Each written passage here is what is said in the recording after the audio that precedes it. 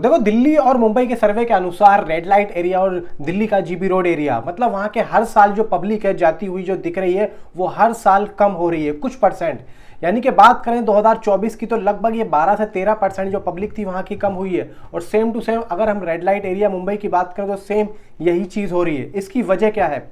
इसकी वजह सीधा सीधा यह है कि जो प्राइवेट जो प्रोस्टिट्यूट यहाँ पे ओपन हो चुके हैं, हर मोहल्ले हर कॉलोनी में जो छोटे छोटे ये प्रोस्टिट्यूट होम यहाँ पे खोल दिए गए हैं प्राइवेट कॉलोनी वालों के लिए। वहाँ पे दूर दूर के और भी लोग आते हैं। अब वो इंडिया कह लो या फिर इंडिया के बाहर कह लो, सेम टू सेम सीन वही हो रहा है जो कि जीबी रोड एरिया जैसे में होता है। जैसे कि वहाँ पे लेके आया जाता है कुछ लड़कियों को कहीं से ज़बरदस्ती, कुछ अपनी मर्जी से आती हैं, कुछ मजबूरी में आती हैं। तो ठीक ठाक यहाँ पर भी ऐसे ही दिखाया गया है किस तरीके से लड़कियों को बहला फुसला के शादी करके जब वो उनके काम की नहीं रहती है तो उनको बेच दिया जाता है। तो ठीक ठाक दोस्तों हम रिव्यू करेंगे दिल्ली क्राइम सीजन 3 का।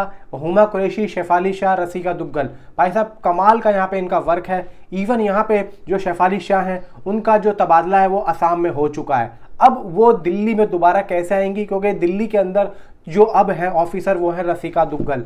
हालांकि ये जब आती हैं तो इनके सामने एक बच्ची का केस आता है जो कि मारपीट का होता है, बहुत ही छोटी बच्ची होती है। और वो केस इस केस में भाई साहब कनेक्टेड होता है, मतलब जो ये लड़कियां गायब होती हैं उससे सीधा कनेक्टेड होता है। और इसका सीधा सीधा जो मेन होता है वो हुमा कुरैशी का होता है। मैं यहाँ पे दोस्तों बात करता हूँ बीच के जितने भी एपिसोड हैं आप लोगों को हिलने नहीं देंगे, आप लोगों को इतना महसूस कराएंगे कि हाँ हम कुछ देख रहे हैं। क्योंकि जो वेब सीरीज के अंदर दिखाया गया वो एकदम रियलिटी और शुद्ध, मतलब एक से बढ़कर जो एक यहाँ पे जो सीन है वो आप लोगों को ऐसा फील ही नहीं कराएंगे कि हम कोई वेब सीरीज देख रहे हैं। आपको लगेगा ही नहीं कि हम यहाँ पे कोई भाई टीवी में कुछ देख रहे हैं। रियल आपको फील कराएगा, एकदम रियल। दोस्तों यहाँ पे मैं बात करूँगा बिल्कुल लास्ट एपिसोड की, जिसमें हमें यह दिखाया गया है कि वहाँ पे एक जो उनकी कोऑर्डिनेटर होती है, एक लड़की कोऑर्डिनेटर दिखाई है जो कि हुमा कुरैशी की होती है। वो सारी लड़कियों को कोऑर्डिनेट करती है। लास्ट में उन सारी लड़कियों को वो एक एक कैप्सूल देती है जिससे वो बेहोश हो जाएं, और वो उनको बेहोश करके एक डॉक्स में बंद करके उनको लेके जाया जाता है कहाँ, इंडिया से बाहर।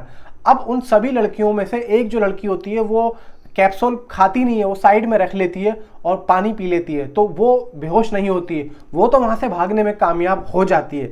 जब वो कोऑर्डिनेटर होती है और जब कोऑर्डिनेटर को पता लगता है कि उनमें से एक लड़की, मतलब एक लड़की मिसिंग है, तो जब हुमा कुरैशी को बताती है तो हुमा कुरैशी भाई साहब उस टाइम पे जो अपनी चाल चलती है आप लोग शौक हो जाओगे। मैं खुद शौक हो गया था भाई। हुमा कुरैशी कहती है कि मेरी जान आखिरी तो तू ही है। पीछे से इंजेक्शन आता है और वो जो कोऑर्डिनेटर लड़की होती है जिसको पता ही नहीं होता है कि वो भी इसी का शिकार होने वाली है, भाई साहब वहाँ पे क्या बीतेगा।